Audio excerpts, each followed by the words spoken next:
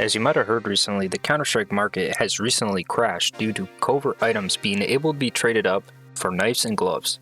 What this does is it causes these covert items that used to be cheap, only costing around $5, to now be able to be traded up for items that cost upwards of $5,000. What has happened is these covert items have now 10x, 20x, so on, going up to $100+, whereas the covert items are now half the price that they are right now.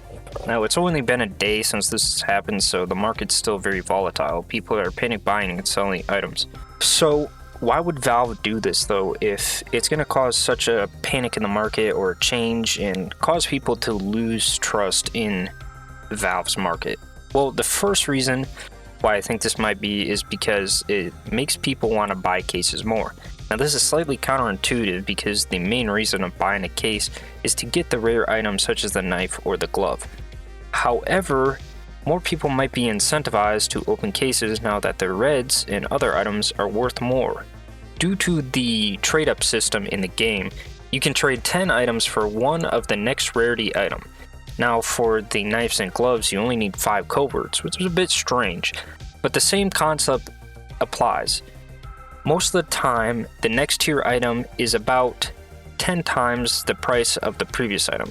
So if a blue was around 10 cents, then the purple is usually around $1. In theory, however, usually they're less, so the blue might be like $1, but then the purples end up being like $4 or $3. So it's not really profitable to trade up in most aspects, other than using another collection to get a rarer item, which we might see with knives now, depending on how the trade-ups work for those. The next thing is that knives and gloves were getting way too expensive. These prices were getting $5,000, $10,000, and so on. And the market cap on Steam is only $2,000. So these rare, very rare items could not be sold on the Steam market and had to be traded to third-party sites for real money purchases.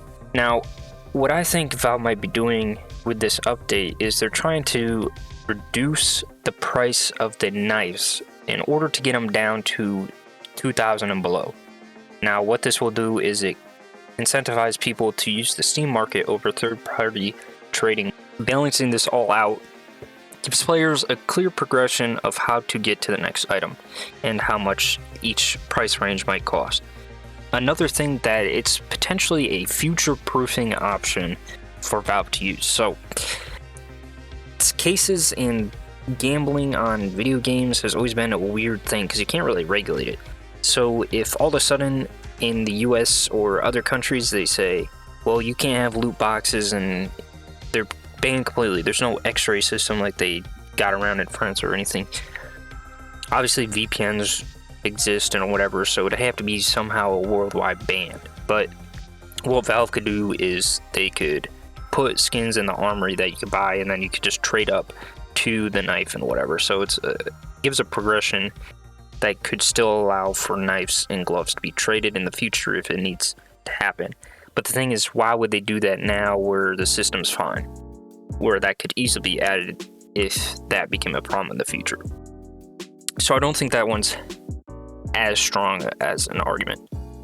So the overall conclusion is that knives are never going to get to the price that they have reached in the past.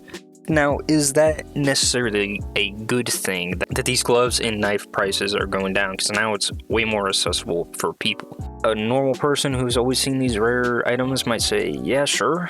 But a lot of these people had huge investments into the game, and it's all basically halved or even less than that overnight.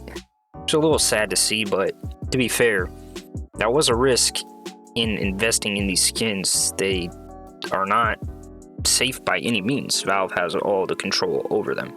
You technically don't really own them either. So what will happen in the future? Well, I think that reds are going to balance out.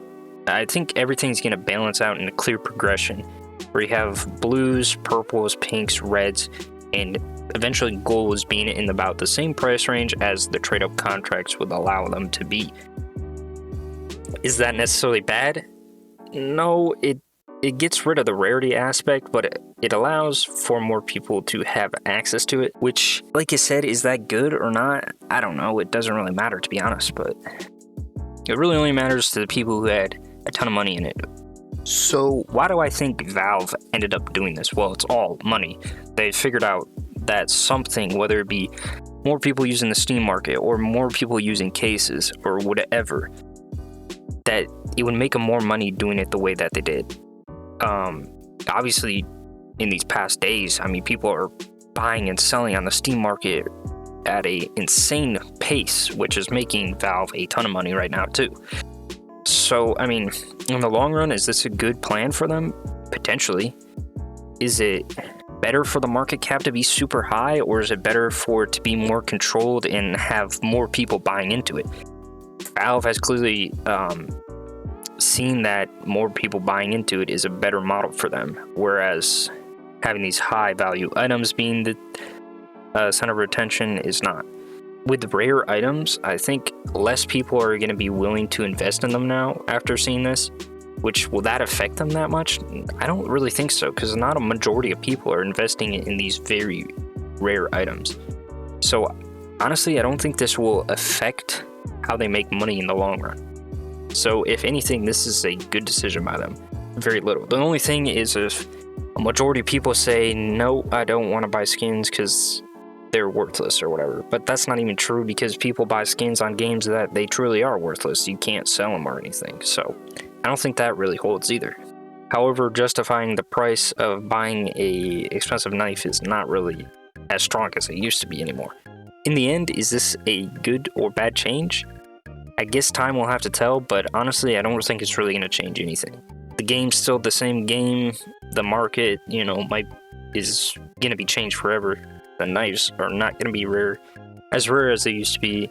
The gloves are not going to be as rare as they used to be. However, some items still might hold very rare status, like the old stickers or old collection skins, like the Dragon Lore or whatever. However, even those might be impacted as high collector items. They lose trust in the marketplace, as maybe trading will go away one day or something. So it'd be interesting to see that and how those prices are affected over time. But I think something like $2 billion has been removed from the market cap just by this one change, which is very interesting to see. So in the end, I don't think it really matters. So anyway, thank you for watching, and I'll see you in the next one.